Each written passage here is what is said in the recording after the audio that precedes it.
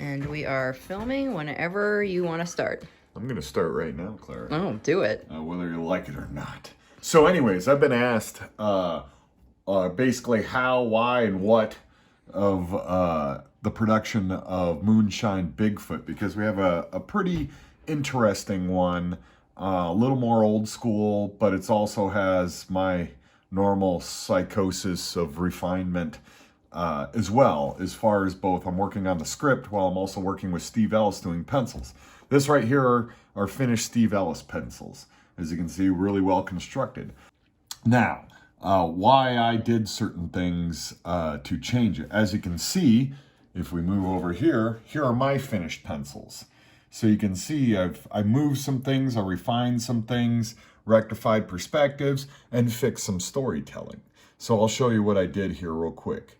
So as you can see, I kept the first panel pretty focused. I didn't want a heavy black shape up here. I wanted more speed lines. So I still kept the trees foreground. When they're colored, they'll be a dark green anyway. So I did not need that black shape competing with my foreground elements. I didn't need the framing rather. So as you can see, I pretty much kept these the same, shrunk the cop cars a little bit because to fit dialogue and stuff, and to show distance a little bit more, though how Steve drew it wasn't bad. This panel, panel 2, kept almost identical. As you can see, I touched it up a little bit, refined Bigfoot, much happier with that. Had to make glasses bigger, had to make her look a little better, but that one's almost identical. This one's also, panel 3 is almost identical. As you can see, they're going in the Fraggles ditch. I kept this one pretty close. However, I wanted to add a little more dirt road texture. Also, this sign was very important. In the script, we have bullet holes, you know, like any Southern sign is shot to shit. And this is homemade. However, as you can see, I didn't understand what Steve was doing with these poles. How does this sign sit on something on an angle? So I just made it a normal fence post pole. I also created a foreground layer right here, so our character's going down into a gully more, so overlaps better, as you can see. Gotcha. Here we go, panel 4, my favorite panel from the series. So this is where a flashback, that's why we kept it a little bit open panel to designate it's a little different. Even though we do other open panels, we'll color it different as well to help with that. So this is where Bigfoot hires a local hillbilly kid, dirtball, to strap on these big, stupid, fake Bigfoot feet and then go traipsing around the forest, or Fraggles Ditch, a famous place where the Bigfoot hunters look for Bigfoot, to throw them off their trail. We got the Bigfoot feet, and they got to look a little fake, which I kind of added to that a little bit in mine, and which I will show you. We have a lot of dialogue that has to go in this panel, and I need your eye. As you can see, we lead you back down here, and we want to come around. So I need room to basically migrate word balloons around this way so we can get people coming back to our beloved Amethyst. 2, in the script, Bigfoot gives him $10, and Steve put the $10 in his pocket, and we had a rope belt for the kid with the dead, because Bigfoot pays him $10 and a dead squirrel to do this, which is a mighty fine deal. Yes, obviously.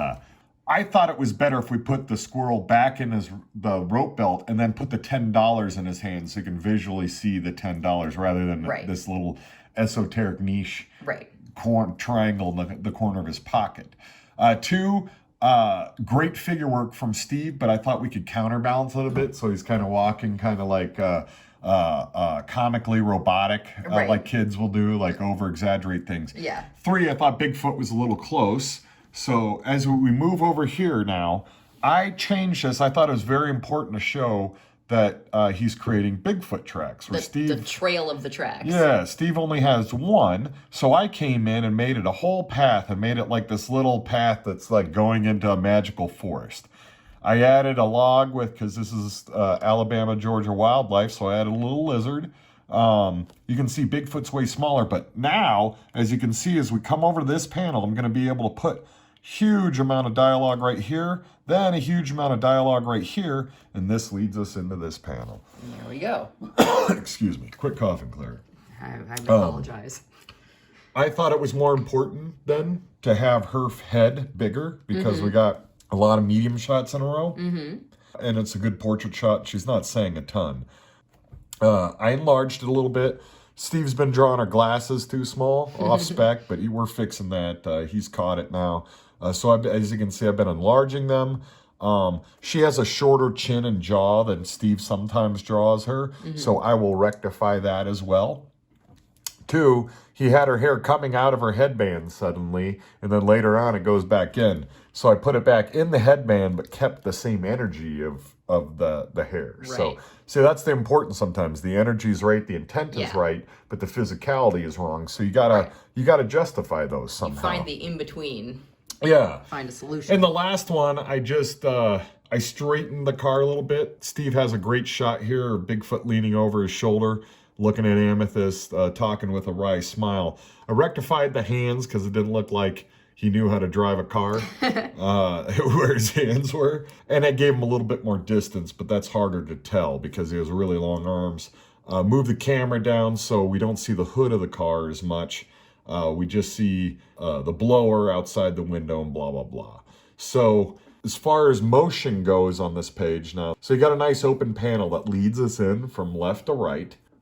Big foreground shapes. So our eyes are going to stop on this car, naturally, reading left to right, top to bottom.